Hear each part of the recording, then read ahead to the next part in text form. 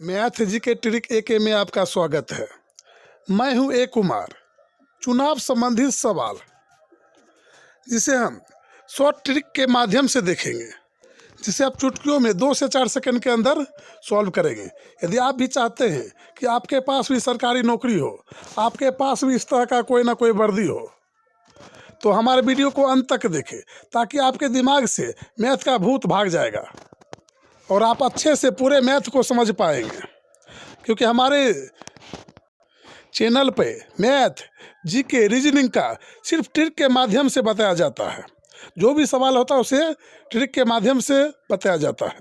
यदि वीडियो पसंद आए तो वीडियो को लाइक करें एवं चैनल को सब्सक्राइब करें, ताकि इस तरह का हर वीडियो सबसे पहले आप तक पहुंचे।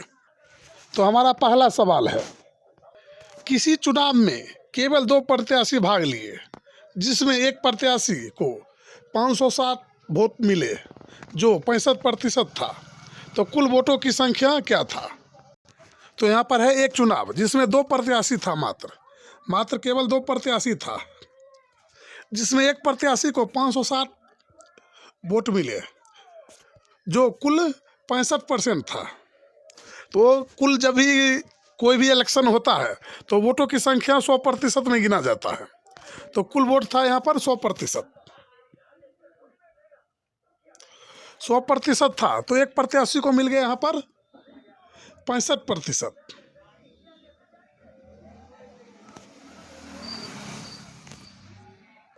जब 100% में एक व्यक्ति को मिल गया 65%, तो स्वाभाविक है दूसरे को मिला होगा 35%।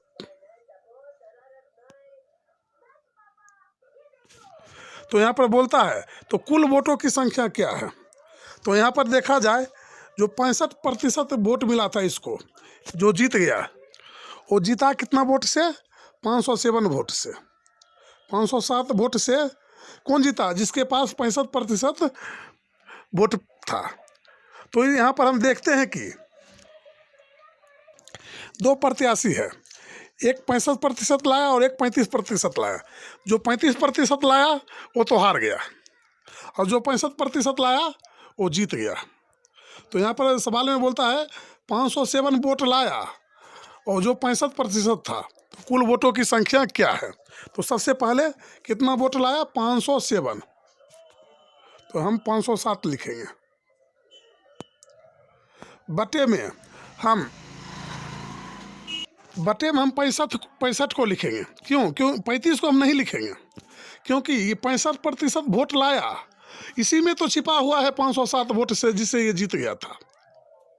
507 वोट जो है ये 65% में छिपा हुआ है। तो यहाँ पर है 65%, नीचे हम लिख देंगे। और 100% यानी कुल वोटों की संख्या जहाँ पूछा जाए वहाँ हम 100 से गुना कर देंगे। तो यहाँ पर आएगा हमारा 65। यहाँ पर 65 आएगा। तो जब हम कट करेंगे तो 13 × 5 = 65, और यहाँ पर आएगा 20 × 5 = 100।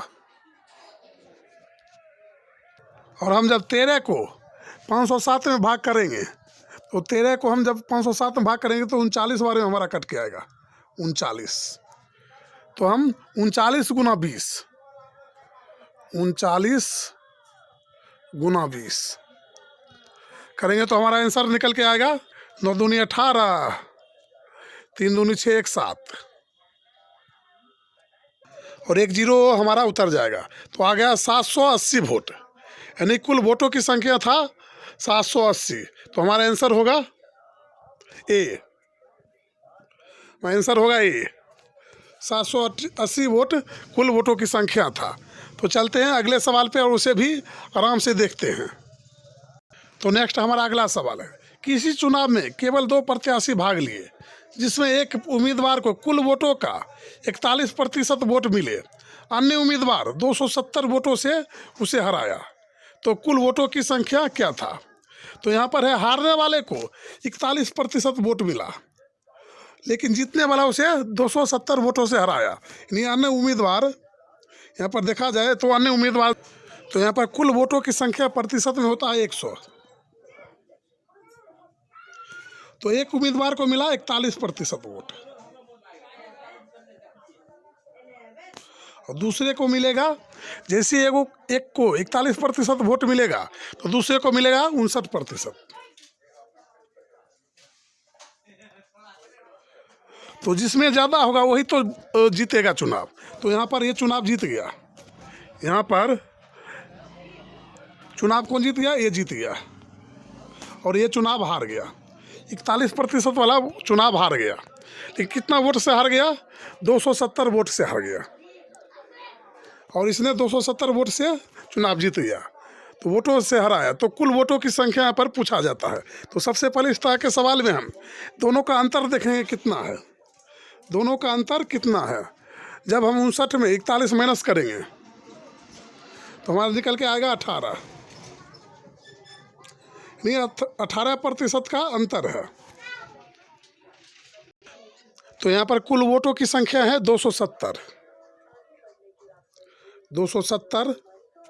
और यहाँ पर जो है कितना वोट इसे 270 वोट मिला, लेकिन ये कितने प्रतिशत वोट से हरा होगा? तो 18% है। तो 18% वोट इसे कम मिला होगा, तब तो वो हार गया। तो 18 नीचे लिखेंगे, और गुना हम कुल वोट की संख्या निकालेंगे तो 100 से गुना कर देंगे।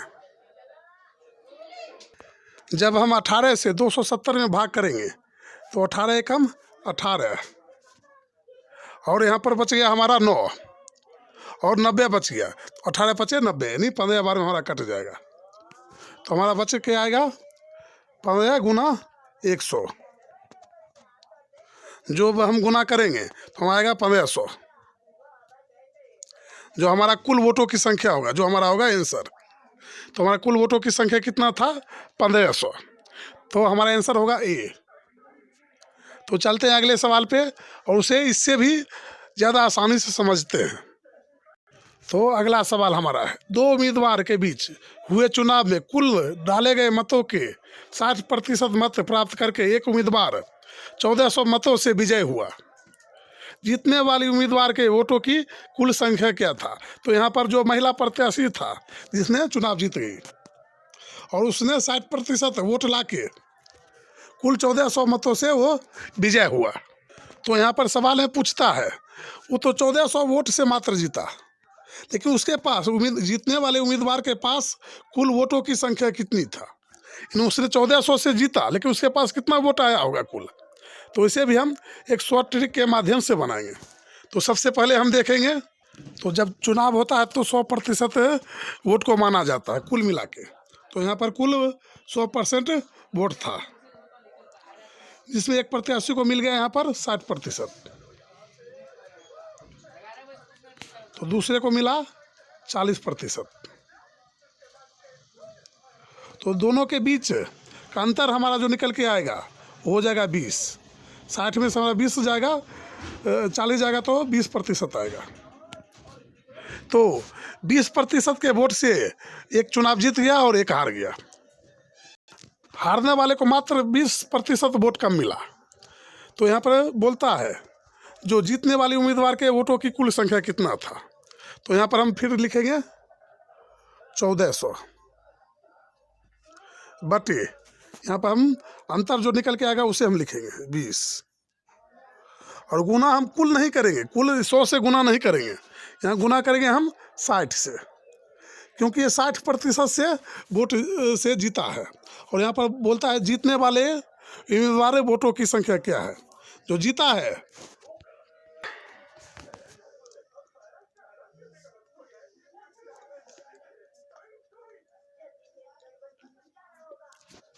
और यहीं पर पूछा जाए कि हारने वाले उम्मीदवार को कितना वोट प्राप्त हुआ, तो 4200 में हम 1400 को माइनस कर देंगे।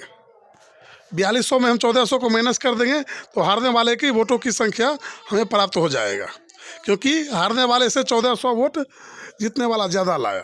तो चलते हैं अगले सवाल पे। तो नेक्स्ट हमारा